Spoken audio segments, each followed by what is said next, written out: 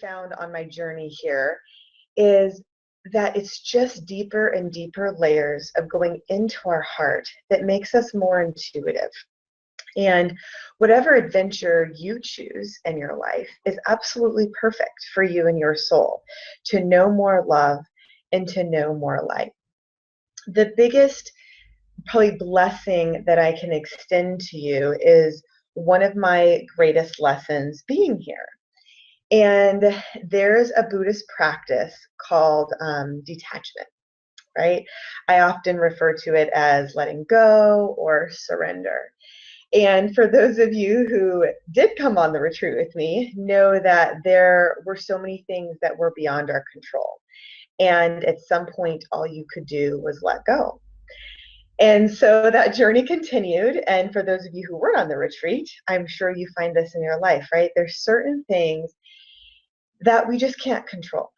And we all know this, but it's another thing to live it. So I've come to the conclusion that if you can't control it, you might as well just allow it, right? Instead of fighting and having the resistance. Because most likely there is more love there for you. And so it took me a while to break down. I'm a pretty tough cookie. And it actually took me stepping on a nail yesterday at the orphanage to stop me dead in my tracks, to just sit and to let go. And here we go again, these waves of emotion. I found myself sitting in my beach bungalow after literally being held each step of the way, just like I'm able to hold you. I had friends from so many different countries, from Sweden to Germany to Thailand, that were there. Even the taxi driver at the hospital held my hand as they were cleaning out the wound. And I just knew that it was all perfect. And one of the children actually came behind me and put his hand on me, and I actually jumped. And it showed me how fearful I was, how my thoughts had actually created such distrust of life. And once I realized it was him, I let go.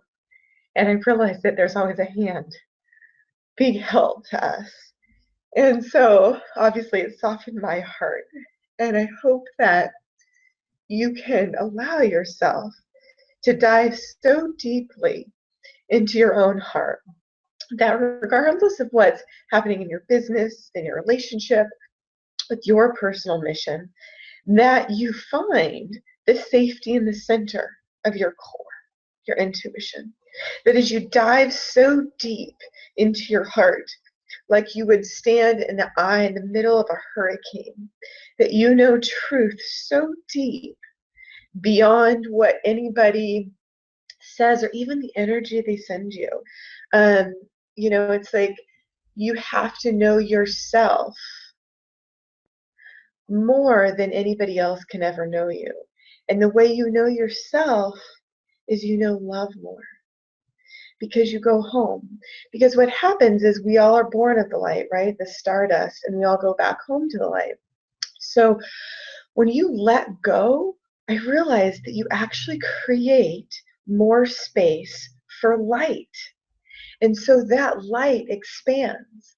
So when I came back to my hotel and I looked into the ocean and I just felt my life expand. And the deepest, most hardest things that I was holding on to, I just let go. And I watched my spirit soar into the light. And I realized that it's true, that love only expands, right? So my invitation for you is whatever belief, whatever pain, whatever sadness, whatever you're holding on to, that you actually have the courage to let it go. And that will peel back a layer of your heart where you will find more love. And you will be able to stand in the face of anything. You know, when I first showed up to the orphanage, you know, I could tell there was actually resistance of me being there. It's like I felt they were scared of my light. The woman who actually first greeted me, she said she knew me, so she could see. She's like, I feel like I saw you a couple months ago, and I'm like, nope, definitely wasn't in Thailand. But then the owner of the organization, at first you could tell there was some resistance.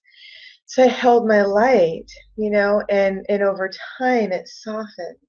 So sometimes when we bring truth, it scares people. And I know all of you are doing this because I talk to you almost every week.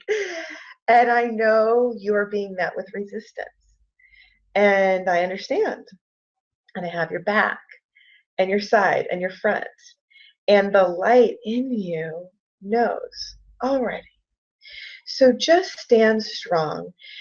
Keep letting go and let your light be brighter. Marianne Williamson's quote, I can't remember all of it, but it's basically, let your light shine. Go look it up. It's basically, have the courage to shine. That no matter what anybody is showing you with their energy, right, that you can still love, and these children that I was able to be with, the first day, they too were resistant. And I was noticing that I went in expecting them to love me. And after I came home that day, I realized that unconditional love never expects to get it back in return, ever. It just gives. And so the next day, I woke up and my friend who owns the coffee shop right here upstairs, we synchronistically had met many times before, and she kept calling it destiny. And so I went up to the cafe at like 7 in the morning, and we talked, and she did her whole destiny speech. And I said I wanted to interview her on my show just because I loved her and wanted to support her business. And then she said, oh, I don't really care what happens with the business. I just want to be your friend. And it reminded me of the truth of what I've always experienced the Thai culture to be, which is family, which is heart to heart. They get the universal language of love. They get we're here to help each other. They take care of each other. They've taken care of me. Since I hurt my foot, the woman that works for her runs down the stairs to help me get up. I mean, it's just it's beyond belief, truly. But what she said that morning is she said, let's go to the temple. And she said, you know how Thailand works, right? We never plan anything. But would you like to go to the temple to go find your destiny? I'm like, of course. I'm like, I feel like I know my destiny, which I didn't tell her, but went to the temple and she showed me the beautiful practice. And I'll make sure to send you guys some pictures, but doing an offering to the Buddha. And they have these shake things, they're sticks in a jar and you shake them. And when you shake them, a number falls out. I kept shaking it literally like 5 or 6 times. First it didn't come out. Then a stick came out with no number. And I'm like totally embarrassed, oh shit, I'm not doing it right. And so she's like, keep trying, keep focusing, So I'm just like, okay, God, please help me get a number just so I can do it this right, And actually this morning I realized never go for perfection, just go for more love, because when you're trying to be perfect, it just messes it up. But finally, when I let go, a number came out, and it corresponds to, they're like fortunes that people have. So for each number, there's like a piece of paper, and that's like your destiny or your fortune, right? And also your connection with the Buddha statue, whatever you hear represents the Buddha energy. So she went over and gave me the fortune, the piece of paper, and translated it in Thai for me. And so it's funny. She's like, pray for love, right? So I'm like praying for love to come. And the answer, both that I received from the Buddha and the card, was serve more, help people. And she's like, you'll have money, whatever, a lot of money, use it to help people. I'm like, okay, whatever, thank you, thank you, just to be in gratitude. So then we go to the next temple, and I took the advice. I went up to the Buddha, and my first prayer was for her. And then it was for you guys and all the people that I'm meant to help and that you're meant to help. And I walked down the stairs with her and I said, oh my God, I said, I forgot to pray for love. I said, I think I got the message. I prayed to serve. And so it's funny, when we get the message, it just naturally happens, right? We don't have to think about it. And so, the ironic thing of how it all works and what I believe karma is whatever you put out, you get back. And so the morning that I decided to go back to the orphanage again, I had committed to going to help the volunteers, the Swedish volunteers, because they were getting sick. A lot of them were getting really sick there. And so I didn't want to go. I really didn't want to go. But I just said, God, I surrender my will to your will. And so I went. And that was yesterday, which was the day I stepped on the nail. And what happened is, the greatest gift happened is because I was able to slow down enough to love myself and stop giving so much where I was starting to hurt myself. But the ironic part was I went to help these Swedish volunteers, and they were the ones that took care of me. And the woman who had originally said that she felt like I knew her was this Swedish woman. And she'd had kids before.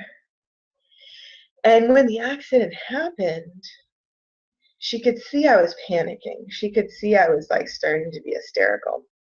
She looked me in the eye, like soul to soul from her intuition, and said, "You're strong. Get it together," And that clarity, just like I'm telling you, that clarity of knowing when it's so true, it snapped me out of it. And although I was still in shock, blood was gushing everywhere, I held it together and I chose strength. And then my other friend came and just let me touch her. And as I touched her, I could just come back. It just came back. And the other friend just, wrapped up my foot and insisted that I go to a hospital, which is a whole new level because I can't stand doctors. She's like, "You're going to need to get stitches." And I'm like, "Hells no, like there's no way I'm going to get stitches." But then I surrendered. I'm like, if I need them, I need them. And I could trust my intuition and where she was coming from. So as it turned out, my other Thai friend came, picked me up from another resort that I'd stayed at before. And my Swedish friend came with me. We go to the hospital, it's closed.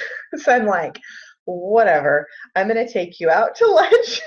So we go to lunch and some other friends serve us. And I'm like, "Hey, it's on me." And she's like, "Well, I order a lot of drinks." And I'm like, "You order whatever you want." So we had a blast just connecting from the heart, ordering our drinks, whatever we wanted, and just settling down, just finding that calm, and in that moment I realized it still was perfect. Everything was perfect.